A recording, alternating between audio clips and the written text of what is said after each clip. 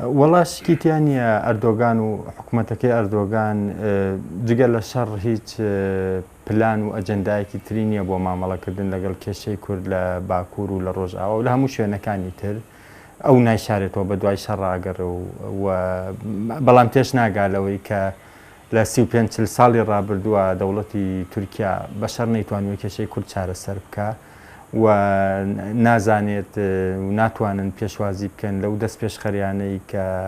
ڕێزدار ئۆجەلان و سەرکردایەتی پەکەکە بەم دوایانە بۆ ئاشتی یان بۆ بە ئاشتی چارەسەرکردنی کێشەی کورد لە باکوور کردیان. اینجا مشکلەوەیە حکوومەتی تورکیا و ئەردۆگان تەنها لە زمانی شەڕ تێگەن و یانوێ بە شەڕ کێشەی کورد سەرکوت بکەن. ئەمەش 40 ساڵی ڕابردوو سەلماندی بە من ناکرێ. ئەم مەسەلە بە شەڕ کۆتایی پێنایە بە پێچەوانەوە شەڕ هێندەی تر بزوتنەوە چەکداری و بزوتنەوە ڕزگاری خوازەکانی کوردی بە قووەتر کردووە. ئەگەر ساڵێ دوانی زاوی بێتن هەم دوای ئەوە بەهێزێکی زیاتر و هاتوونەتەوە حزور. بۆیە بەداخەوە لە بەرامبەر ئەم هەوڵانەی ئەردۆگانیشە چەندایەن و دەوڵەتێکن لە ڕۆژهەڵاتی ناوەڕاستە پێویست بۆ ڕۆڵیان هەبێت لە یارمەتیدانی چارەسەرکردنی کێشەی کورد بە ئاشتیانە وەکو دەوڵەتی فیدراڵی عێراق وەکو وڵاتانی تری ئەقلیمی یان ئەو وڵاتە ئەوروپی و وڵاتە ئەوروپیەکان و ئەمریکا کە بەرژەوەندی گەوریان هەیە لە کوردستان و لە ڕۆژهەڵاتی ناوەڕاستە ئەمانەش وەکو پێویست ڕۆڵی خوانیان نەگێڕاوە لەوەی کە یارمەتی چارەسەرکردنی کێشەی کورد بن لە باکوور بە شێوەیەکی ئاشتیانە. بۆیە لە ئێستا ئەجەندای ئەردۆگان ئەوەیە شەڕ بەردەوام بێ و ئەشێوە شەڕ بێنێتە ناو خاکی هەرێمی کوردستان و ڕۆژئاواوە بە ئاشکرا نایشارێتەوە ئامانجەکەی چییە؟ یانەوە شەڕ دوورخەنەوە لە حدودی ئەو جوگرافیایی کە ئەمڕۆی بەدەست دەوڵەتی تورکیاوەیە و لە بەرامبەر بیهێنە هەرێمی کوردستان و لە عێراق و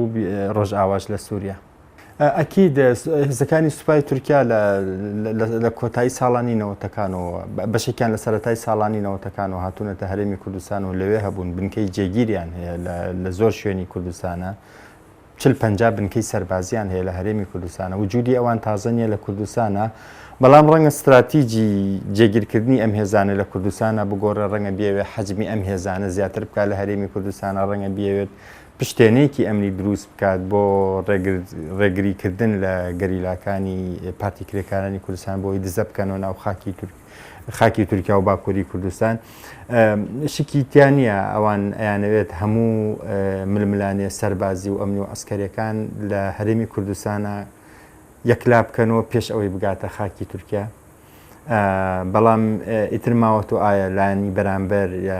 سەرکردایەتی هەرێمی کوردستانیان سەرکردایەتی دەوڵەتی فیدراڵی عێراق تا چەند ملئەدەن بۆ ئەم داواکاریانی ئەردۆگان و دەوڵەتی تورکیا ئەمە لە ڕاستیا بەداخەوە تایسە من هیچ کاردانەوەیکی معقول و گونجاوی وام نەبینیوە لە سەرکردایەتی هەرێم و دەوڵەتی عێراقی سەرکردایەتی بەغا بۆ ئەوەی حدودێک دابنێن بۆ ئەم لەشکرکێشەی دەوڵەتی تورک و بۆ ئەم پرۆسە سەربازی و ئەمنیانەی دەوڵەتی تورک. ئەگەر بە سەیری ئەو جوگرافیان شەڕە بکەین کە ئەمڕۆ لە هەرێمی کوردستانە بەرپا بووە دەشتەکان ئەبێ ئەو دەشتی ئاکرێ و دهۆک بێ لە ڕوویەکەوە بە دیوی ئەم دیوە ئەبێ دەشتی حەریر و ناوچەکانی باکووری ڕۆژهەڵاتی هەولێر بێ یاخود دەشت کوێ ینی ئەگەر وا بێ بەپێی ئەم لۆجیکە بێ دەشت سەرکێشێ بۆ ناو شار و شارۆچکە سەرەکیەکانی هەرێمی کوردستان. من لە ڕاستیان نازانم ئەوان مەبەستیان چی بوو بەکوێ ئەڵێن دەشت بەڵام لە ئەو دەشتەی کە ئەکرێ و بگونجێ بێتە مەیدانی شەڕ لە بینی لەشکری تورک و گەریلاکانی پارتی کرێکارانی کوردستانە هەمووی ناوچەی نیشتەجێبوونی خەڵکی هەرێمی کوردستانە ینی هەموو شوێنی ژیانی خەڵکە شار و شارۆچکەیە ینی یا لە باشترین حاڵەتە گوندی زەراعی و ئەوانەیە ینی وڵات تورکیا قەت نەیشاردۆتەوە لە ینی بە ئاشکرا دژایەتی باشووری کوردستانی کردووە ینی هەرگیز دەرفەتێکیان بە فیڕۆ نەداوە لە دژایەتیکردنی باشووری کوردستانە ینی ئەگەر لەبیرت بێ هەر 2 ساڵ پێش ئێستا هەرێمی کوردستان ئەوەی پرۆسەی فیدراڵەکەی ئەنجامدا خۆ پەکەکە بەشێک نەبوو لەو عەمەلیەی فیدراڵی و ئەمانە بەڵام ئەوان بە ئاشکرا وتیان ئێمە دژایەتی یاکەین. کێشەی تورکیا و کێشەی سەرکردایەتی سیاسی تورکیا ئەوەیە هەر شتێک ینی ناوی کوردی پێوە بێ ئەوان لە دژین ینی هەتا هەندەی من بەکو بیستمەوە ئاگام لێ فلتەری ئەو سایتانەشیان کردووە کە دۆمینەکەیان ناوی کورد یا کوردستانی تایە ینی وەکو خۆیان ئەڵێن لە ئەمریکای لاتینیش ڕێکخراوێک دەستگایەک دروست بووێ ناوی کوردستانی پێوە بێ ئەوان دژمنایەتی یەکەن بەداخەوەم سیاسەتە شۆڤێنی و ئەرقیە ڕەگەز پەرستیە لە بیسەکانی سەدەی بیسەمەوە لە مستەفا کەمال ئەتاتورکۆ دەستیان پێکردووە تا ئێستا شەر بەردەوامە نەخۆشی و فۆبیایەکی تایبەتیان هەیە بەرامبەر بە کورد هەر شتێ بۆن و بەرامەی کوردی پێوە بێ ئەوان لە دژین نە ئەکید ڕێکەوت نییە لە استراتیجی سیاسی و ئەمنی دەوڵەتی تورکا یەک پرۆسیس هەیە کە ئەوان پێ ئەڵێن شەڕی ڕوبەڕووبوونەوەی تیرۆر بە لۆجیکی ئەوان هەموو ئەو هێزە چەکداری و ڕزگاری خوازانەی کورد کە بە لای خەڵکی کوردستانەوە هێزی ئەوەی پێڵێن فریدۆم فایتەر هێزی شەڕکەری ئازادی خوازن بەڵام بە لۆجیکی ئەوان ئەمانە تیرۆریستن ئەوان لەلای ئەوان یەک جەبهەی شەڕە ئەم جەبهەی شەڕە لە ڕۆژهەڵات و ڕۆژئاوای فوراتۆ لە ئەفرینەوە دەست پێکە هەتا قەندیل و ئەوان نایشاردنەوەیانی ئاخر جار من دوێنێ ئەوەی سەرۆکی ئەرکانی سوپای تورکیاڵە ئێمە لە مشتومڕی تەکنیکی و لۆجیکی ئەوان مەسەرەن چۆن ناوچەکانی ڕۆژهەڵاتی فورات و منبەج و ئەو ناوانە پاک بکەینەوە لە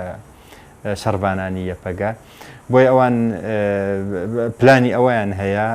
ئەوەی کە پێ ئەڵێن زۆنی ئارام زۆنێکی ئەمنی دروست بکەن بە قوڵایی 32 کیلۆمتر لە ڕۆژاوای کوردستانانی ئەگە بۆ لۆجیکە بێیانی بەشی هەر زۆری خاکی ڕۆژاوای کوردستانەکەوێتەنە ئەو زۆنە ئەمنیەوە اینجا زۆنی ئەمنی کە تۆ باسی زۆنی ئەمنیەکەی لەلایەن تورکیاوە پارێزرا و بێت لە زاکیرەی خەڵکی ڕۆژئاوا ڕێک ئەفرین و پرۆسەی جینۆسایدکردنی ئەفرینیان بیرەهێنێتەوە هەمان شت لە ئەفرین ڕوویدا نزیکەی 180 دانیشتوانی ئەفرینیان دەربەدەر و ئاوارە کرد هەرچیان کوشت هەرچیان دەربەدەر کرد ماڵەکەیان تاڵان کرد باخ و باخاتەکان تاڵان کرد اینجا ئاوارەی عەرەبی ناوچەکانی تری سووریان هێنا لە شوێنەکەی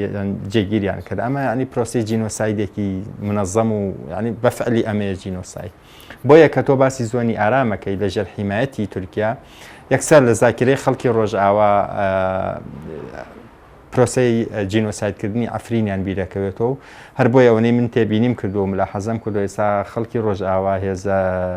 سەربازەکانی ڕۆژئاوا خۆیان حازر کردەوە بۆ شەڕیمان و نەمان لەناو شار و گوندەکانی ڕۆژئاوا کە ئەگەر هاتوو ئەو زۆنە ئارامە کەوتە ژێر دەستی تورکیا و ڕێگەدرا تورکیا ئەوە دروست بکە بۆیە ئەو زۆنە ئارامە لە ڕاستیە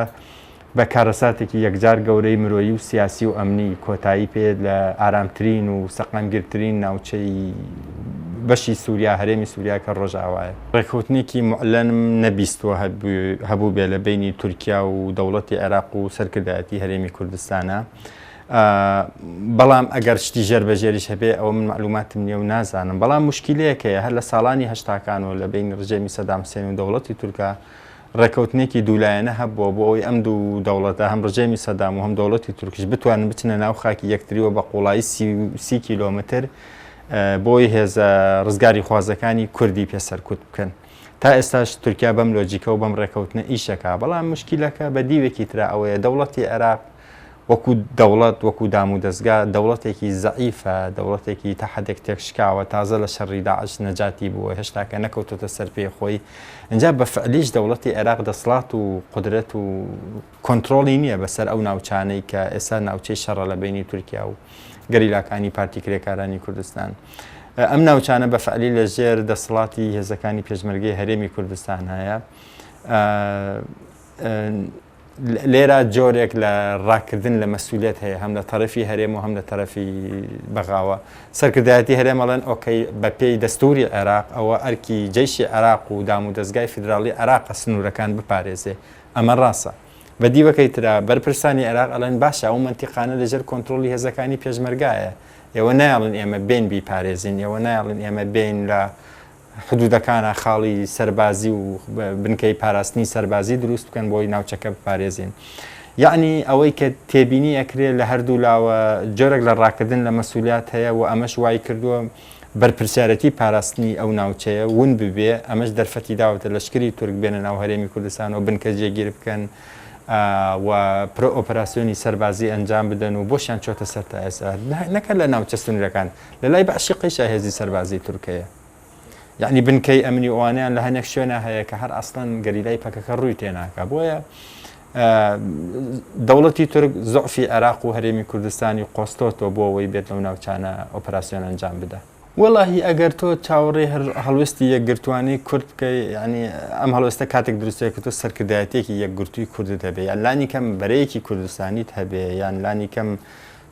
کۆنگرەیەکی کوردستانی چوارچەوەیەکی سیاسی کوردستانیت هەبێ کە هەموو هێزولایەنەکان یا هێزە سەرەکیەکانی پارچەکانی کوردستانی لە خۆ گرد بێ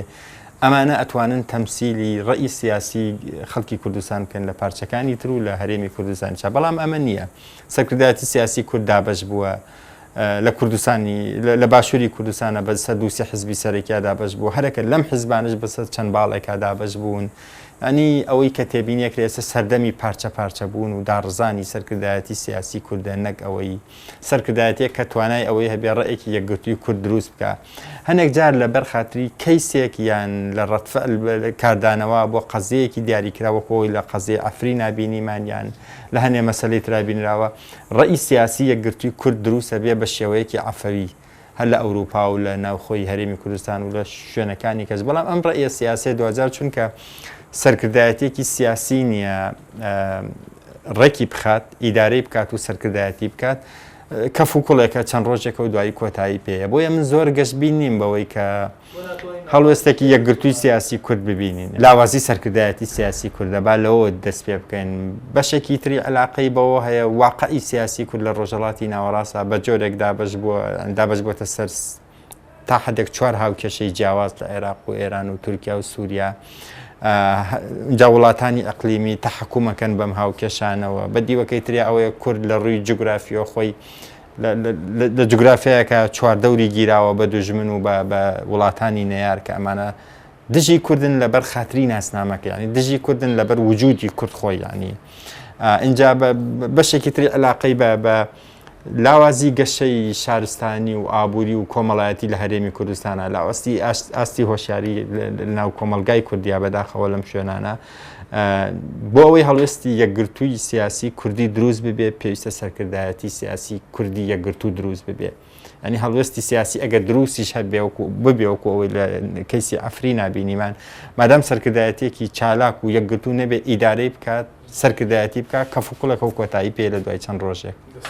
دەستەکانی تۆش خۆش بێ من محەممەد حسێن توێژەرم لە ناوەندی عێراق بۆ لێکۆڵینەوە و شیکاریە سیاسەکان